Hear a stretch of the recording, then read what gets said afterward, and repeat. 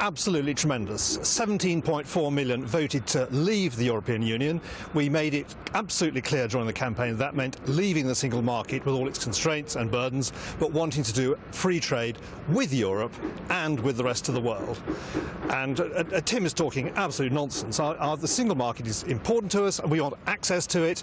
David Davies told me on the floor of the Commons 20 countries have accelerated their sales into the single market from outside faster than we have from within. So the single market is effectively the internal market of the European Union. Our sales to it have gone down 61% 1999, 43% today. We're going to go down to 35%. So Theresa May made it very clear we want access to the single market, but she sees the world growing and she's quite right, and that's where the real long-term future is.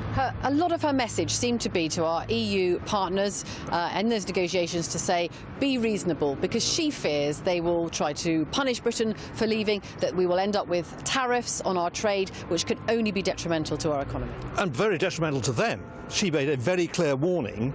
They have they want to keep the EU together. They don't want Britain to be seen to be having a better deal outside. So they are not necessarily going to do what she wants. No, they have to respect the will of the British people who voted to leave. And Parliament gave the people the right to vote. And the right was clearly stated by the British people to leave the European Union. That means leaving the European Union, it means leaving the internal market of the European Union, effectively what's called the single market. But they have a massive selfish and strategic interest in continuing to do a sensible deal with us. And what we obviously want, as she made clear, is reciprocal free trade.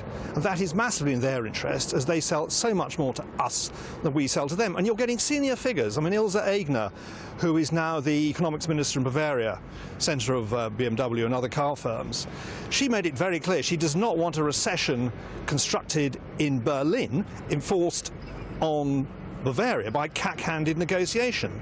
So I think Theresa made it absolutely clear from the beginning. She could not have made it more clear. We want the very best trading relations with our European neighbours, but we'll do it from outside the European Union.